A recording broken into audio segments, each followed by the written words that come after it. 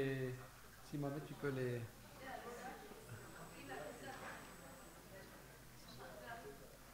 Alors, dépêchez-vous parce qu'on n'a pas trop de temps et on a pas mal d'intervenants. Adama, allez, on vient sur la scène.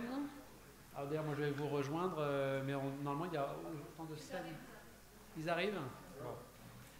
Donc effectivement, je vais donner un peu effectivement confirmer ce qu'a dit Insata sur le hacking éthique, donc SCIAN, donc l'association co-organisateur avec Hightech de Matech. Donc on s'est saisi de la question du hacking éthique il y a 4-5 ans environ, sur demande d'un hacker éthique qui était membre de Point de Contact, de SCIAN, et qui nous épargne effectivement la difficulté du hacking éthique, puisqu'il y a un marché illégal très important, un marché gris aussi important, et donc la difficulté d'être dans une logique éthique et c'est-à-dire organisée pour ensuite sensibiliser les sociétés et les faire corriger leurs vulnérabilités. Donc on a créé une association qui s'appelle la GFCRC, la Good Faith Cybersecurity Researchers Coalition, avec des entreprises comme membres et des membres de SCIAN et des hackers. Donc là, on a ce focus aujourd'hui avec des hackers donc, européens et africains qui vont donc partager leur expérience. Et on a des jeunes talents comme donc Léon et des talents confirmés comme Adama, Clément et Youssef qui vont nous rejoindre.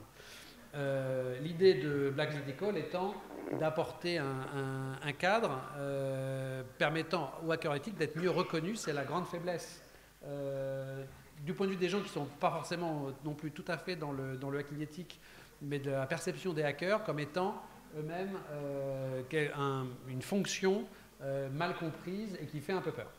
Alors là, on va commencer du coup peut-être par Adama, de nous partager. La question, c'est comment on devient hacker éthique. Donc il y a beaucoup d'étudiants dans la salle. Donc l'idée, c'est aussi d'inspirer à cette vocation, d'inspirer aussi Hightech, effectivement, à ajouter cette dimension hacking éthique dans les formations. Mais c'est vrai que le hacker éthique est souvent un autodidacte, quelqu'un qui va y aller par passion, etc.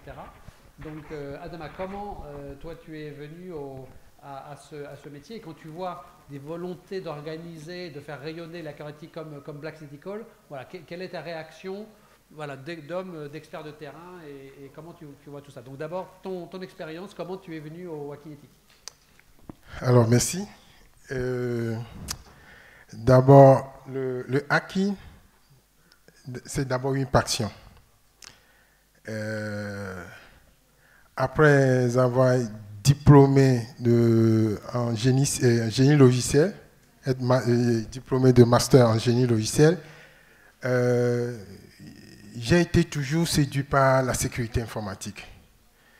Donc, depuis sur le banc, je bidouillais, etc. Je faisais des recherches, l'auto-formation, etc. Bon, j'ai commencé en tant que développeur, etc., dans un cabinet, etc. Mais toute ma passion, j'étais plus focus sur tout ce qui est sécurité. Donc, les forums, je m'étais inscrit aux forums, etc., les tutos, etc. Je suivais, et c'est comme ça, j'évoluais. Et puis, arrivé un moment, j'ai laissé tout ce qui est développement et je me suis concentré sur la sécurité. Et à l'époque, le système d'exploitation qu'on utilisait s'appelle Backtrack, c'est-à-dire l'ancêtre de Kali Linux. Donc, c'est ainsi que j'ai orienté toute ma passion, tout mon temps sur ça. Donc, et au bout de quelques temps, j'arrivais à discuter avec les gens, à à comprendre les choses, etc. Et chercher à rentrer dans dans les téléphones des gens ou bien dans les systèmes des gens. C'était un défi pour moi, etc. Je le faisais et voilà, c'est comme ça. Et j'ai eu le temps de naviguer souvent dans le dark et pour voir les choses. Tu as un besoin, tu demandes, tu vois quelqu'un qui répond tout de suite à ça, etc.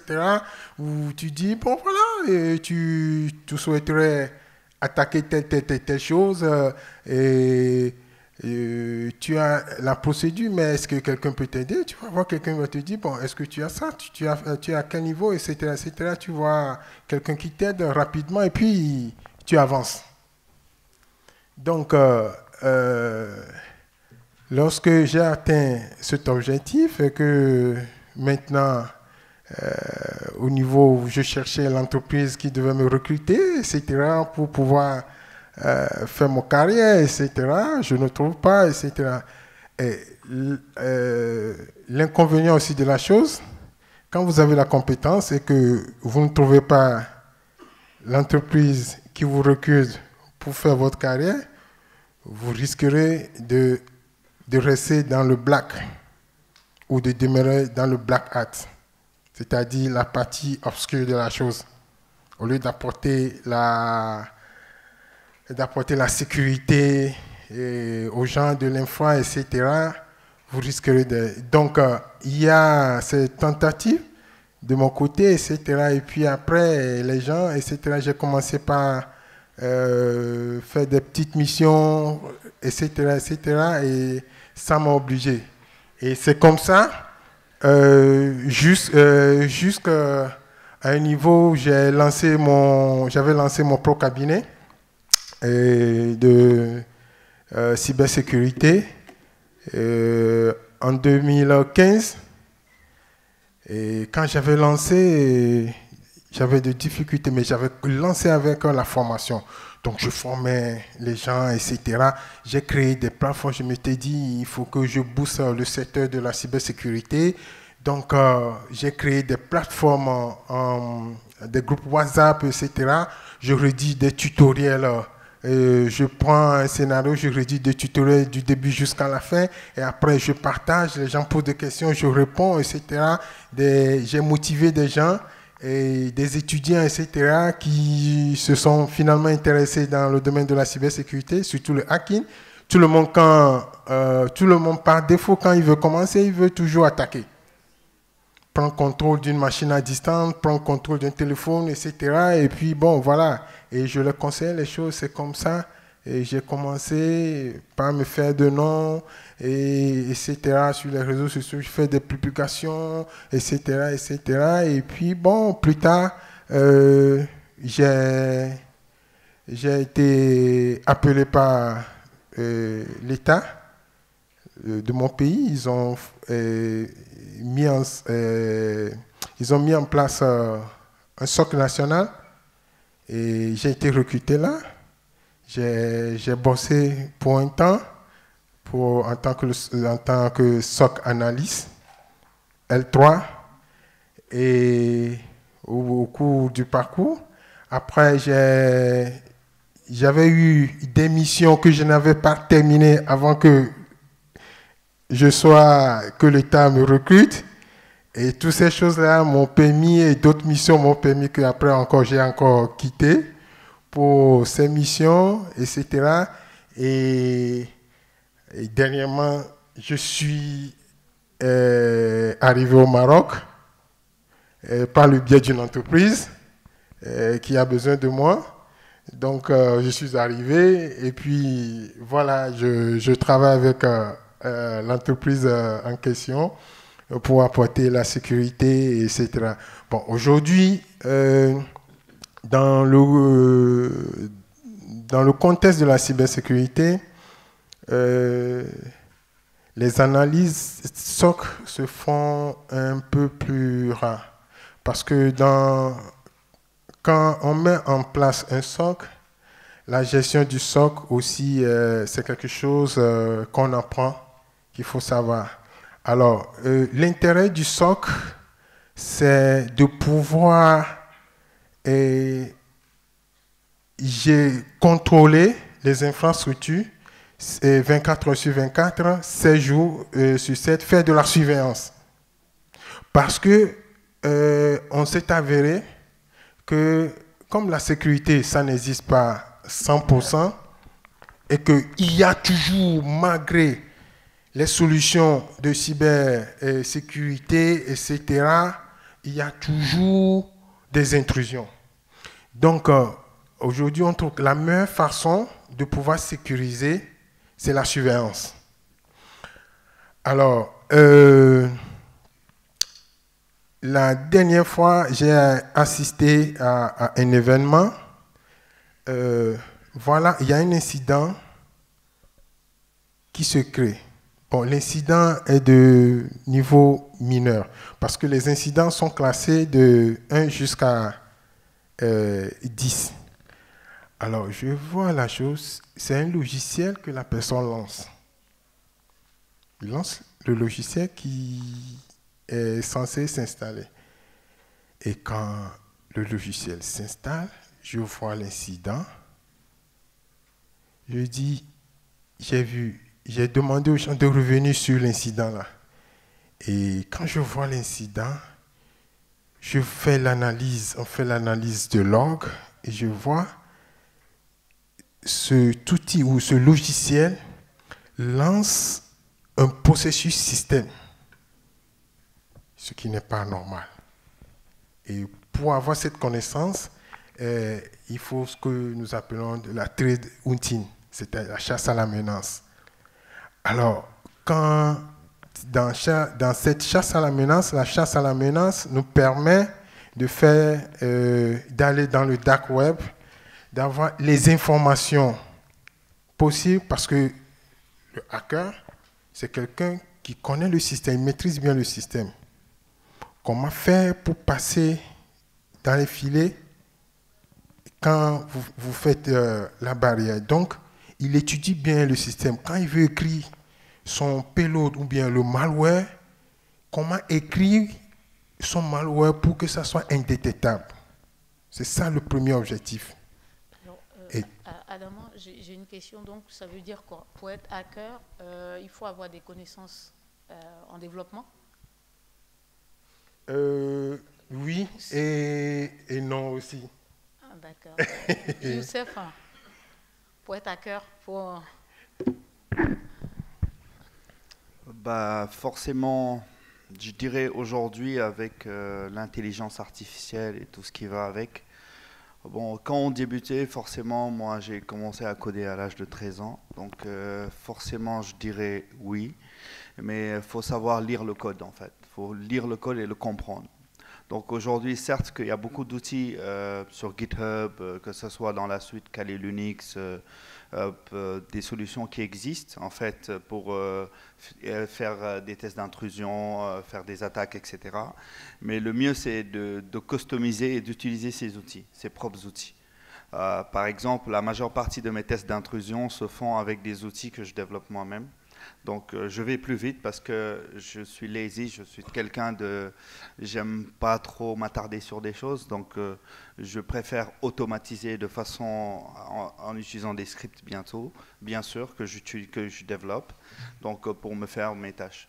Donc là, on aura peut-être l'occasion de faire parce que j'ai développé un outil qui est d'une interface graphique totalement. Tu n'as pas besoin de comprendre la ligne de commande, c'est des clics et tu arrives à pondre des machines. Non, vas-y. Non, on voit effectivement là dans vos deux profils, vous êtes quand même des touche-à-tout, des esprits plutôt indépendants, qui aimaient bien regarder un peu par derrière comment ça fonctionne. Est-ce que vous pensez, et après on passera la parole à Léon qui du coup est en début de carrière si on peut dire, est-ce que vous vous définissez comme typique des hackers éthiques et de l'environnement, ou est-ce que vous pensez que c'est le hacker éthique et en fait il y a plein de profils différents et vous êtes une forme de profil, mais il y en a d'autres très différents. Comment vous percevez? Peut-être d'abord Youssef et puis ensuite Adama. Forcément, donc vu que j'ai débuté tôt le hacking, bon, c'était pas trop éthique parce qu'il n'y avait pas les textes réglementaires. Donc on s'amusait un peu à faire comme les jeunes, à deface des sites, à faire un peu du n'importe quoi. Mais quand on grandit, on sait que derrière c'est quelque chose, c'est un métier d'abord. et qu'on se fait payer. La première fois que j'ai reçu mon premier test d'intrusion, c'était 10 000 € qui tombaient comme ça, pour la première fois pour un jeune à 19 ans. Donc voilà, ça fait un choc. Tu te dis, ouais, c'est un métier, on peut faire de l'argent avec. Donc, après, il y a les textes, il y a pas mal de choses qui sont derrière, qui réglementent tout ça. Donc forcément, voilà, aujourd'hui, le métier est vraiment encadré. N'empêche qu'il y a certains pays où je voyage, je suis allé à une banque et donc ils ne voyaient pas l'utilité de faire même des tests d'intrusion, imaginez. Ils se disaient, mais oui, mais tu fais des tests d'intrusion et si tu as les données, qu'est-ce que tu en fais?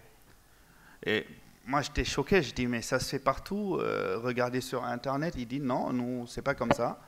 Et je vous assure que son système était totalement à plat, donc voilà.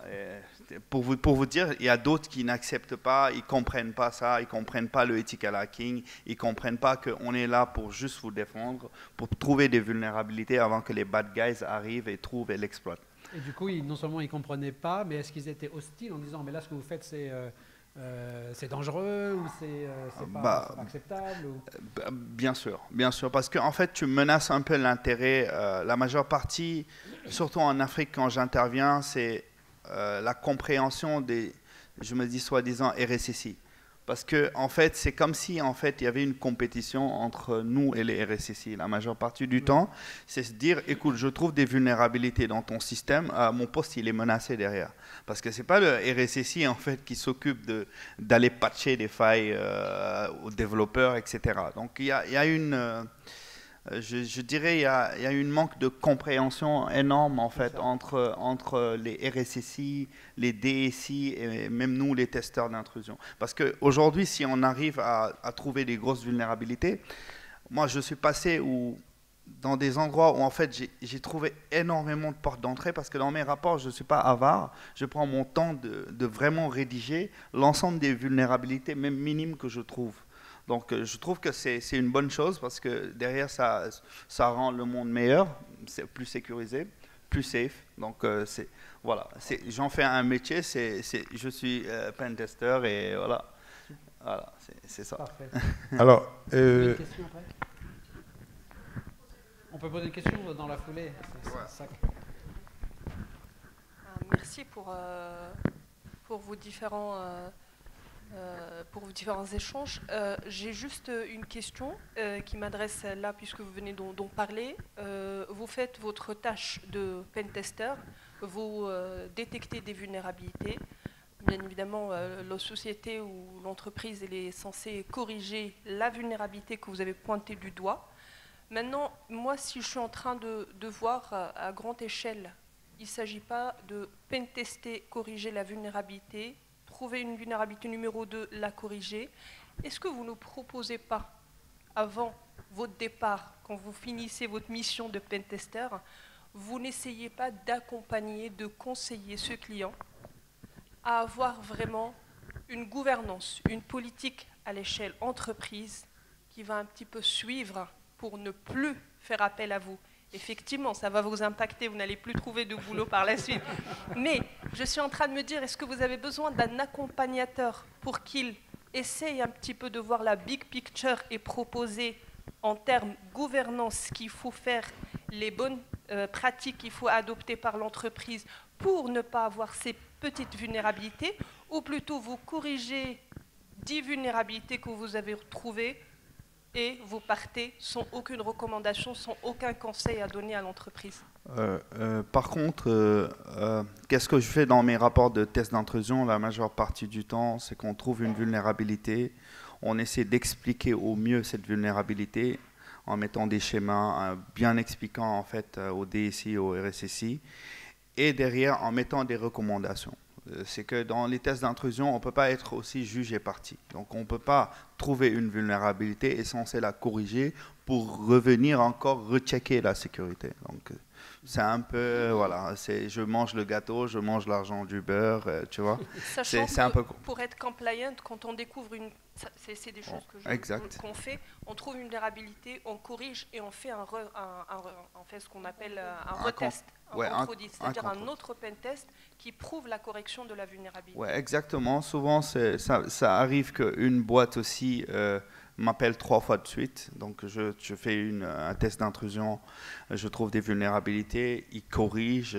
À partir de cette correction, eux, ils créent d'autres vulnérabilités que, tu vois, voilà, c'est comme ça, rebolote, jusqu'à, ils vont appeler d'autres pentesters qui vont encore checker. Donc, c'est ça. On a une question de attendez, je souhaiterais apporter une précision.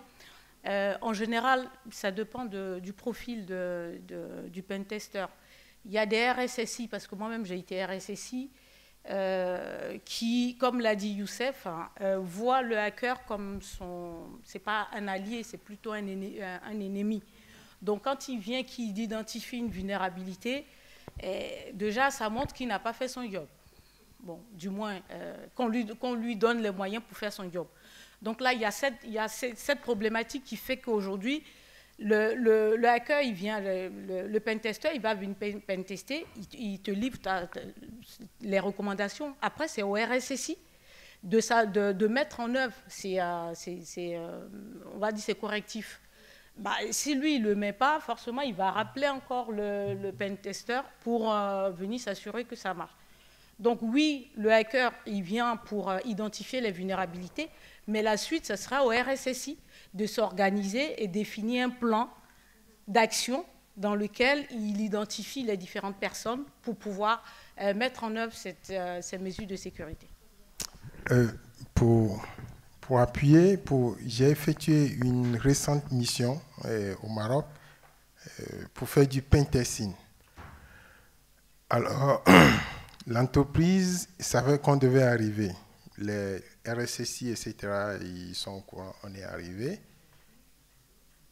J'ai commencé la mission. L'idée, au début, c'est juste on me donne un câble, puis j'avance. Et quand j'ai avancé, j'ai trouvé une vulnérabilité qui me permet de contrôler le cœur du réseau, l'Active Directory. Donc, par défaut, par exemple, quand moi je viens, c'est la chose que je cherche. Quand je contrôle le cœur, c'est fini. Et je suis arrivé, j'ai trouvé, et puis je suis rentré sur le serveur, l'Active Directory, j'ai récupéré tout, etc. Mais vers la fin de la mission, quand je m'apprêtais à partir, le système est tombé. En fait, l'Active Directory ne fonctionne plus. Ils ont redémarré, etc. Le lendemain, quand je suis arrivé, ils ont tout bloqué. Ça dit qu'ils ont tout bloqué. En fait, les administrateurs système RSSI ne nous aiment pas, n'aiment pas les pentesters. Alors, la mission, c'était censé être sur une semaine. Au bout de 72 heures, j'ai booké la mission. Mais après, je les expliquais que, en fait, le pentester ou le hacker éthique ne vient pas pour gâter ton travail ou ton marché. On vient accompagner. On vient accompagner l'entreprise ou bien accompagner le RSSI, etc. Bon, maintenant, je ne suis pas allé au bout de ma mission, mais logiquement, en fait, déjà, le premier jour, ce que j'ai trouvé, ça me permet de faire le rapport, de tout expliquer. Et puis, à la fin, je lui ai dit, mais malgré que vous avez tout bloqué, vous avez fait, mais j'ai plus le contrôle de l'activité. Il dit, ah bon, comment, etc. Moi, j'ai fait le rapport et puis j'ai bouclé, etc. Est-ce que vous voyez? Donc, déjà dans l'émission de pentest, on se rend compte que les RSSI, les trucs là, ils sabotent la mission. Et quand vous sabotez, ça devient encore plus dangereux. Ça devient encore plus dangereux parce que lorsque ça va tomber, vous serez dans la cible d'un hacker Black Hat, c'est mortel. Est-ce que vous voyez? Donc voilà, pour appuyer comme ce que Youssef a dit, et voilà. Un peu. Merci. Alors c'est Comment tu en es arrivé à qui si tu n'étais pas là encore. Il y a une question de Faisal. Après, ça peut être un peu une introduction de ce que Clément peut dire. Moi, je vais un peu éclaircir un point qui est assez important par rapport à la question et en même temps poser ma question. On est dans une entreprise, on a toujours du light et de la shadow IT. Le plus compliqué pour un RSSI, c'est de voir le côté shadow IT. C'est un peu là où on appelle le pentester quelquefois. Même dans la partie IT, on a soit des OS, des choses un peu qui sont standards, qui sont un peu des softwares qu'on achète. Et là, en général, on a des vulnérabilités déjà identifiées, ce qu'on appelle les CVE, donc ils sont identifiés avec tout le traitement. Là, en général, il y a des logiciels que le RSI devait déjà acheter, un Qualys ou autre, qui va déjà vérifier chaque fois, avoir les vulnérabilités et traiter ça. Le pentester, ou même Red Team, on l'appelle pour le côté obscur qui sort des CVE, des trucs un peu standards qu'un Qualys peut le faire. Et aussi dans la partie Shadow IT. Et c'est un peu là où ma question, je poserai un peu la même question à Clément, comme ça tu peux intervenir. Ma question c'est que, ok, à quel niveau d'expertise, de awareness ou d'information qu'on va donner à RSSI pour comprendre qu'on vient l'aider à voir ce qu'il ne voit pas? Ce n'est pas contre son job. Son job, c'est de maîtriser ce qu'il voit. Ce qu'il ne voit pas, on a un problème sur ce qu'il ne voit pas pour deux choses. La première, c'est qu'il y a un aspect opérationnel. Tout à l'heure, vous avez parlé sur vulnérabilité du système d'exploitation. Il faut savoir qu'on ne peut pas patcher un Active Directory chaque jour, sinon on a un problème. On le patche une fois par semaine. Entre le moment où la vulnérabilité est identifiée et le moment qu'on a un CVE, entre le moment de le patch, il y a un niveau opérationnel qu'il faut maintenir. Ce niveau opérationnel, le 0 day, et si quelqu'un attaque à ce moment-là, même si le CVE existe, il aura l'accès. Donc, comment on arrive un peu à pouvoir expliquer à un RSSI ou un CISO ou n'importe qu'on est là pour aider sur ce volet-là, sur ce volet qui est le non visible et ce qui est très pointu, ce n'est pas un scan de vulnérabilité qu'on est en train de faire. Un Red Team ou un pentester, vous me corrigez si je me trompe, ce n'est pas quelqu'un qui va prendre une base de données CVE et lister Qualys et le fait. Donc, on peut se mettre en chômage tous. Non, c'est cette partie-là.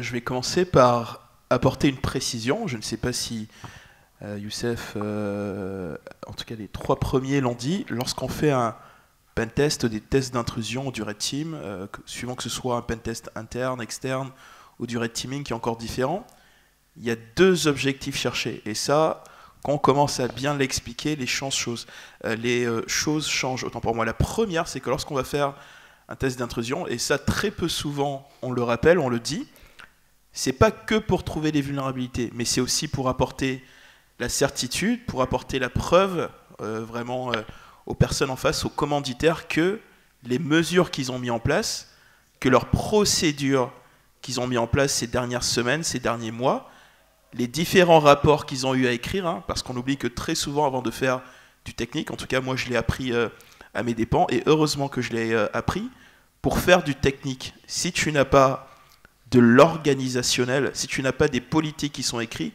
tu ne fais absolument rien. Et si tu fais, tu fonces droit dans le mur. Donc faire un pentest revient à dire aux personnes, bah attends, ce que tu as fait, c'est aussi bien.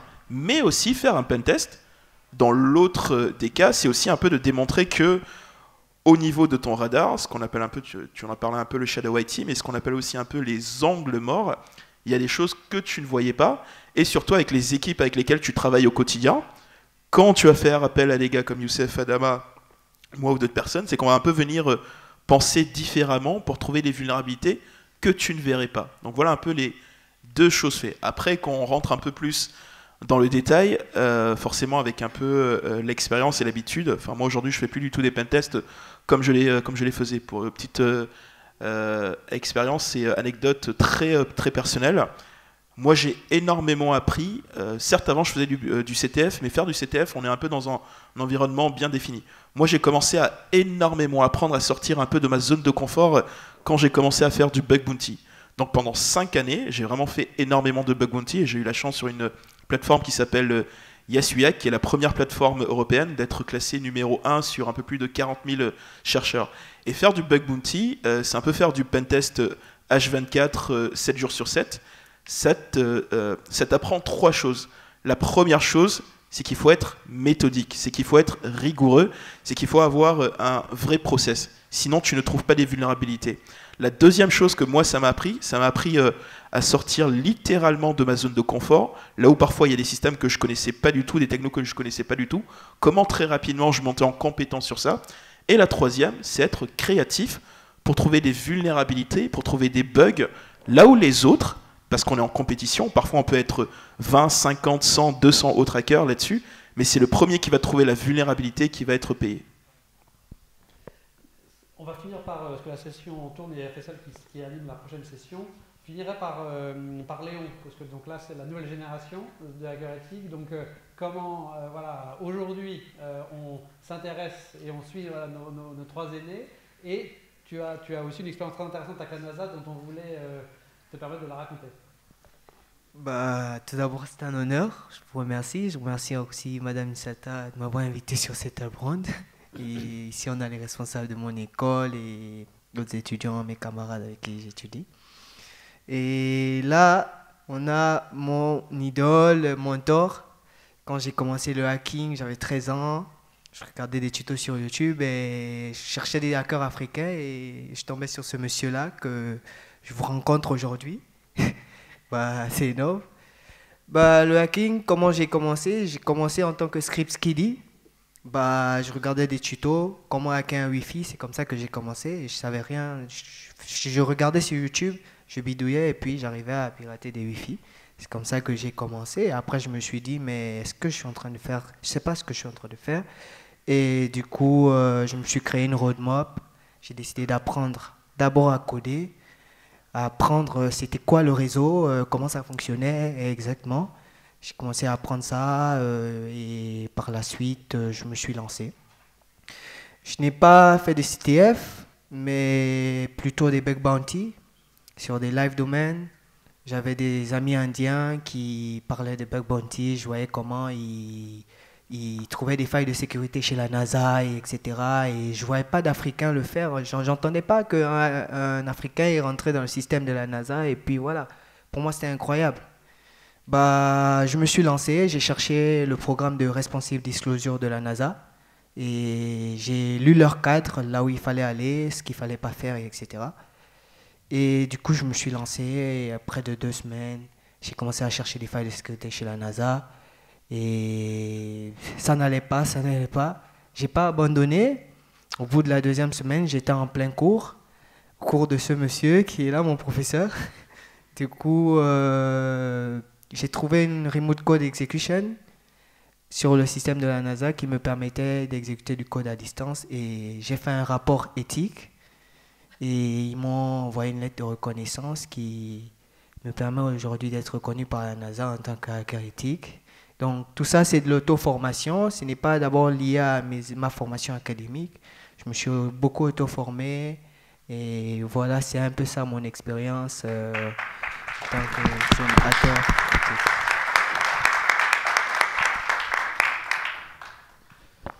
Merci pour ce témoignage et qui montre aussi, voilà, à l'instar des aînés aujourd'hui comme hier, c'est bien de commencer jeune, c'est beaucoup d'initiatives personnelles, de créativité, mais effectivement le message aussi, beaucoup de rigueur, beaucoup de patience, parce que si elle s'attaque à la NASA pendant 2 semaines, alors qu'on peut se dire ça jamais on arrivera à trouver une vulnérabilité et d'y arriver, ça montre aussi voilà, des qualités personnelles extrêmement claires. Je voudrais l'heure tourne, donc je suis obligé de finir cette session. Je voudrais une remarque donc, ou un peu une suggestion pour l'année prochaine. On voit qu'on a démarré la conférence par l'OSIM avec donc une vue très générale. On a vu aujourd'hui à quel point dans les témoignages, que ce soit côté hacking éthique, que ce soit côté pentester, à quel point les univers sont cloisonnés. et qu'il y a encore beaucoup à faire à réunir ensemble le monde des pentesters, des hackers éthiques avec le monde des RSSI et des CIO. Et donc nous, ils sont tous là dans cette conférence Matech, mais ils ne sont pas ensemble. Ils n'ont pas siégé ensemble sur la session. On voit à quel point ça peut être quelque chose à développer. C'est aussi l'idée d'Insata, de Black Ethical, d'être cette plateforme aussi de réunir des environnements qui ne se connaissent pas. Donc sans doute que l'année prochaine, on pourra creuser ça. Quand on voit la brochette de talents qu'on a réunis, de vous avoir juste 3 quarts d'heure sur ce sujet-là, c'est un peu frustrant, je dois dire. Donc on va peut-être trouver une manière de mieux exploiter et de vous avoir l'an prochain pour aller plus loin. De toute façon, vous restez sur scène pour la prochaine session. Est-ce que Léon... Alors, est-ce qu'on a des questions? Allez, on va prendre une question. Merci Khadija. Tout d'abord, merci pour votre échange. Ma question à M. Adama, vous avez déjà parlé de la chasse à la menace en tant qu'approche proactive pour la détection et aussi pour la réponse aux cybermenaces. Ma question est la suivante. En quoi la chasse à la menace apporte-t-il à la sécurité des infrastructures essentielles et comment cette approche proactive peut-il aider à prévenir les attaques et à renforcer les résiliences de ces infrastructures critiques? Merci. Merci. Pour répondre à cette question, je vais donner un exemple que j'ai vécu récemment. Il y a un incident en tant qu'analyste SOC, et il y a un incident qui s'est généré que l'analyste SOC 1 peut-être voulait classer ou bien truc là. Et quand je vois l'incident, je fais l'analyse de log, je retrouve que c'est un logiciel qui est lancé. Mais ce logiciel est en train de démarrer un processus système. Ce qui n'était pas. Normalement, il est censé démarrer tout lui-même. Maintenant, il fait appel à d'autres. Je dis, mais comment se fait-il que ce logiciel fait appel à un pot lors de vouloir installer, comment il fait appel à d'autres processus? Et là, j'ai bloqué le processus, j'ai isolé la machine en question. Et quand je fais de l'investigation, je me rends compte que c'est un payload qui est passé presque dans les mailles de filet du CIEM et que malgré que le client soit reconnecté à notre SOC, ce truc-là allait s'installer pleinement sur le réseau malgré notre surveillance.